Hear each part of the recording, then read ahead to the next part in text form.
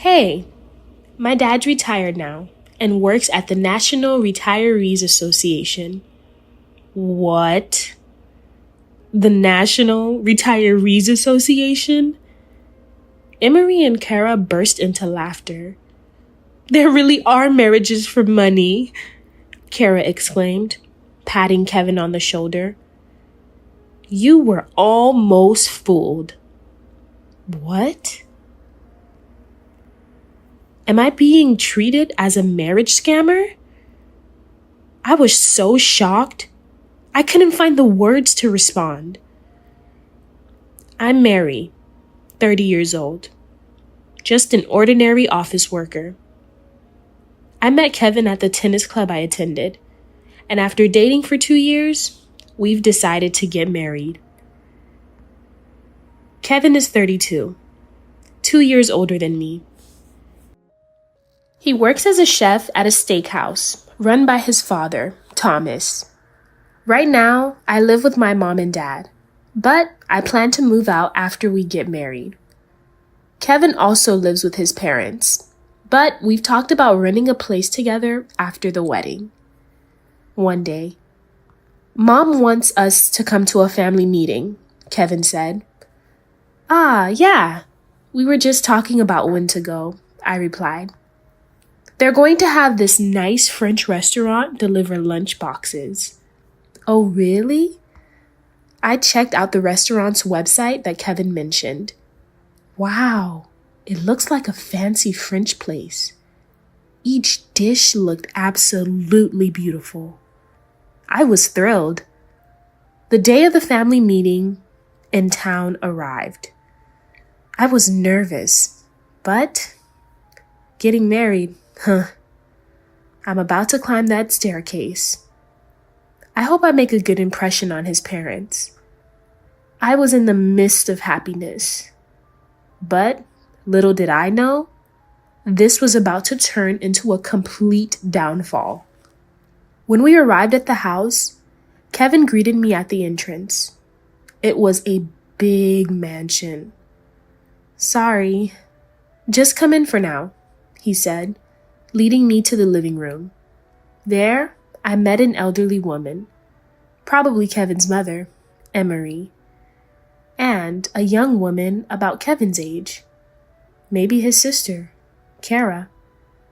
Hello, I nervously greeted, but they didn't smile back. So, this is Mary? They looked at me up and down with a disdainful gaze. I was a bit shaken by the atmosphere. Well, she's passable, I guess, Emery said. Her hair isn't some wild color. Her bag looks neat. And she's dressed in a proper suit. Acceptable. Kara sneered. Huh? Confused, I looked at Kevin. Can you stop it, Mom and Kara? He said, frowning. Then looking at me. Sorry. Looks like my dad won't be here today, continues Kevin. What? Thomas isn't here for a family meeting? I was confused. I don't really understand the situation. Does he have business to take care of or something? I asked. No way. I didn't let you know?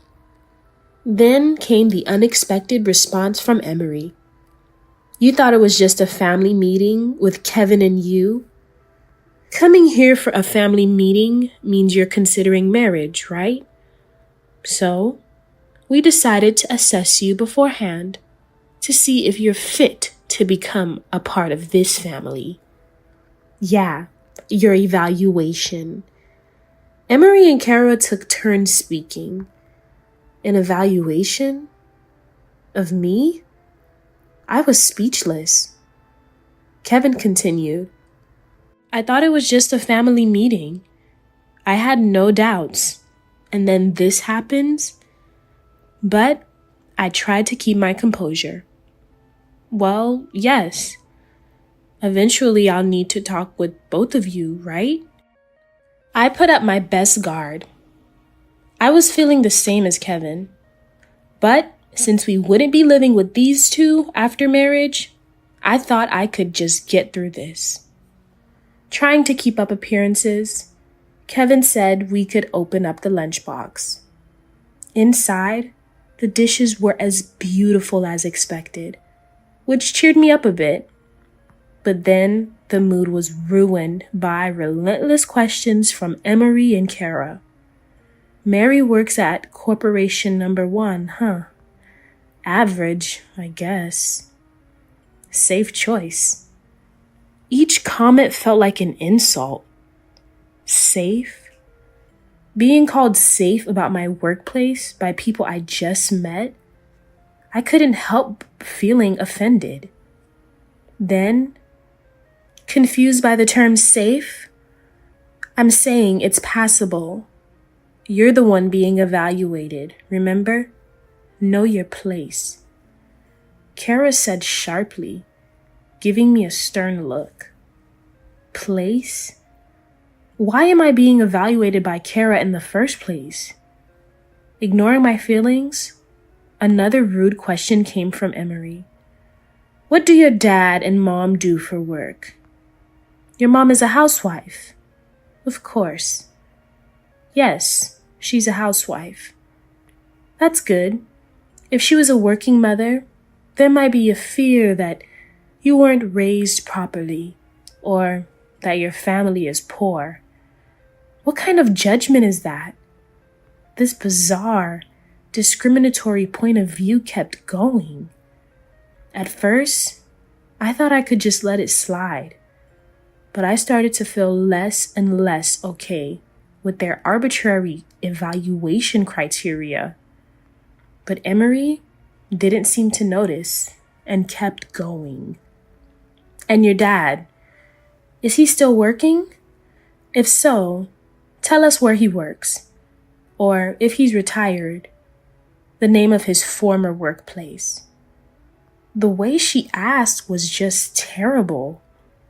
Mom, you're interrogating her. Kevin finally intervened. But I answered honestly. I didn't see any reason not to. My father is retired now and works at the National Retirees Association. To my surprise, Emery and Kara burst out laughing.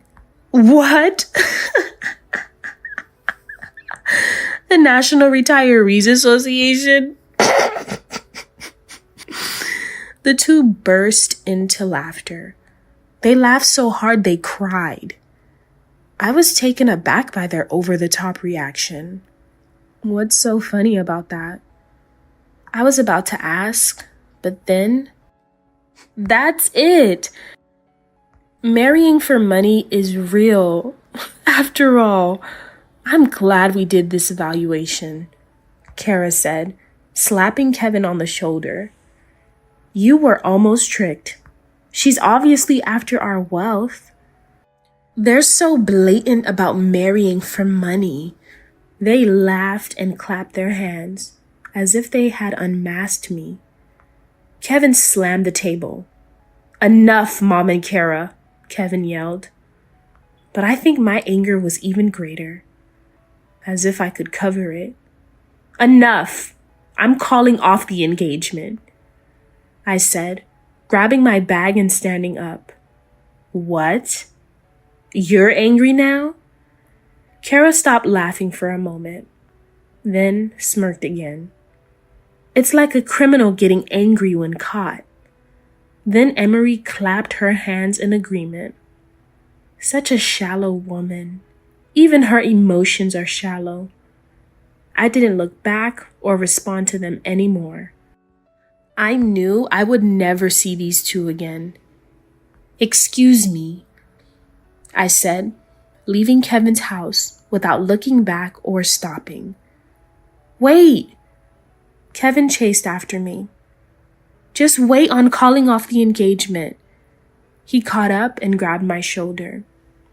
As soon as I turned around, tears started to fall. I don't want to call it off either, but after being treated like that, I cried hard on the street, my tears staining the asphalt like raindrops. It's unbearable. They act like you're valuable only because you're the heir to a prestigious steakhouse. There are so many good things about you, Kevin. That's why I wanted to marry you. Yeah, I understand. Thank you, Mary, Kevin said, soothing my shoulder. Thank you. I'll make sure nothing like this ever happens again. Kevin was always so kind. After parting ways with Kevin, I drove home. But I didn't want to return feeling sad. Maybe I'll buy myself something to cheer myself up. I went to the mall, bought some shiny cosmetics and sweets, and decided to have a nice Italian meal to make up for the missed lunch because of that unpleasant mother-in-law and sister-in-law. Returning home around 7 p.m., I noticed the house was noisy. There were shouts coming from the living room. What's going on? Mom? I went to the living room to find out what was happening. And then... Wow. You came at the right time. Just got here, didn't you? My mom exclaimed as she rushed to the living room door. I looked into the living room over her shoulder. Then, Kevin? And there was Kevin. But not just Kevin. Why am I brought here? I don't understand. A woman's voice screamed. But her outcry was soon drowned out by a louder voice. Apologize to her right now, a man demanded as he saw me, beginning a respectful and deep apology. Hurry up. You two as well. Then he turned and shouted at two women standing next to him. What's going on? As soon as Kevin told us about today, we were rushed here without any explanation. I don't understand at all. The two women hysterically cried. It was Emery and Kara, the two who had just made a mockery of me. That means the man who had just apologized was... Thomas, this makes no sense, one of them yelled. So it was Thomas, Kevin's father. You two really... Mr. Miller is our top customer. What? Emery and Kara were shocked. Our restaurant serves $400 steaks, remember? The National Retirees Association isn't for people like that, they exclaimed. But Thomas fired back.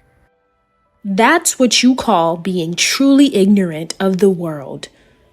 Judging people with such a narrow view is not your place. Emery gasped at his intensity. Hi! Emery makes a strange voice at the sword curtain. Listen, this man was a director at Big Ace Trading, a publicly listed company. Really? Emery and Kara's eyes widened. That publicly listed company? Emery asked in a strained voice. Of course. Thomas continued, trembling with anger. Our restaurant owes its success to customers like him. Introduced by Big Ace Trading. Huh? Kara and Emery both jump. Really? But the National Retirees Association... Before they could finish, my dad intervened. Yes, I work there now. So what? They bared their teeth again. Isn't that where poor people work till they die? We were deceived by Mary, they ranted. I only mentioned his current job because you asked, I retorted. Your narrow-mindedness is frightening. Judging and scoring people like that. My dad started to explain. I work for the National Association of Retired Persons. My father started talking. I've always worked at a company, even as a director at a publicly listed one. But after retiring, I wanted to meet different people and learn about their lives. I've met fortune tellers, piano teachers, people I never would have encountered in my corporate life. That's why I work at the National Retirees Association, to broaden my horizons. After his explanation, this must have been a good learning experience for you, Mary. He turned to me. It was. I never want to deal with such biased people again. It was a good experience. But whether I can forgive or not is another matter. I glared at the stunned Emery and Kara with contempt. When Dad heard that, well, that's true. I heard from Kevin that you assume that just because her father worked at the National Association of Retirees, my daughter was marrying him for his money. This is so disrespectful to the people who work there. Above all, it's unbearable to hear Mary insulted, called a marriage scammer. He laughed with a coldness I had never seen before. When I was little, even when I got into mischief, I never saw my dad make that face. He was a dad who never got angry. I realized for the first time that he laughs when he's angry. The way you all arbitrarily judged Mary, it's a bit different from that. Me, Master, and Kevin, we're talking about you two. I know where Kara works. We were discussing it over steaks made by Master. What? Kara seemed surprised that her workplace was being discussed, even though she had unreservedly inquired about my company. But the surprises didn't stop there. You work at Collins Accounting, right? Mr. Collins uses the National Retirees Association for his housekeeping, and that's how we met. Now, we even play golf together. What? Kara was continuously surprised, her mouth opening and closing. Well, I've been to Mr. Collins' steakhouse. I knew you came for steak. Kara's face went completely pale. I realized for the first time that when a person's face turns blue, it actually looks almost black. And after hearing the whole story from Kevin, I guess Master hurried over here, even before Mary got home. I came back leisurely from shopping for cosmetics, eating out to heal a broken heart. Please forgive us. For the first time, Kara apologized herself. Until then, she had an air of, why should I? Emery too. Please forgive Kara. She began a deep apology again. And to think you can be compassionate towards your own daughter, but treat someone else's daughter like that? My mom spoke for the first time since we arrived. We've raised Mary with such care. To think of her as a gold digger. Such a family we would rather not have, she yelled in a trembling voice. Then took a deep breath and exhaled. But I'd like to say that. Mom turned to us. Kevin is a good person. He called us even before coming here. I felt like crying at my mom's kindness. Despite having such a disrespectful family, she still distinguished Kevin. Thank you. Kevin expressed his gratitude. We will be happy, Kevin stated firmly, and Dad smiled warmly. A different smile from before.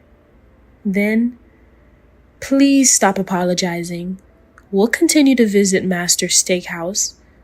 I tasted Kevin's steak recently. He's skilled. It made me feel he was well raised. Dad reached out to shake Thomas's hand. Thomas shook it, then turned to Emery and Kara and said, "We need to make amends for the rudeness to Mary and send off Kevin properly. You two should let go of the pride of an established high-end steakhouse. It's unnecessary for you." Then said, "These two aren't worth making apologize anymore. I'll send them home." He led them away as they continued to beg for forgiveness. But their pleas fell on deaf ears. "Master, no." "Young master, what would you recommend?" Two customers entered the store. "Today's recommendation is sirloin." Kevin smiled brightly. I went to confirm their order. "Wow, beautiful and great steak? When a beauty brings you steak, it tastes even better." One customer laughed. "Such a beauty? I don't think so." Blushing, I replied. Kevin and I eventually got married without issue. I quit my job to work at this steakhouse. Our customers are all nice people. Many praise Kevin's skills, calling him young master. Ultimately, Emery's divorce was inevitable. What she did to me was unforgivable. Kevin declared, "If it's Mary and Mom, I choose Mary." He chose Mary over his mother. Meanwhile, Kara resigned from her accounting firm after they learned of the situation and was cold-shouldered. Now, both of them have moved to another state, and we no longer see them. There, at the corner seat of the counter, eating steak with a smile, is my dad. Kevin's improved. The meat's delicious, and the cooking is exceptional. Dad enjoyed his steak. "Thanks. Eat a lot. Steak is Dad's favorite after all." I've eaten enough. And I have work at the National Retirees Association tomorrow, so I'll head home now. Tomorrow, Dad will go to work. Looking forward to new encounters. As I did the billing, I felt happy seeing Dad so content. A father and daughter, seeing each other's happiness and warming each other's hearts. I thought, there's nothing happier than this.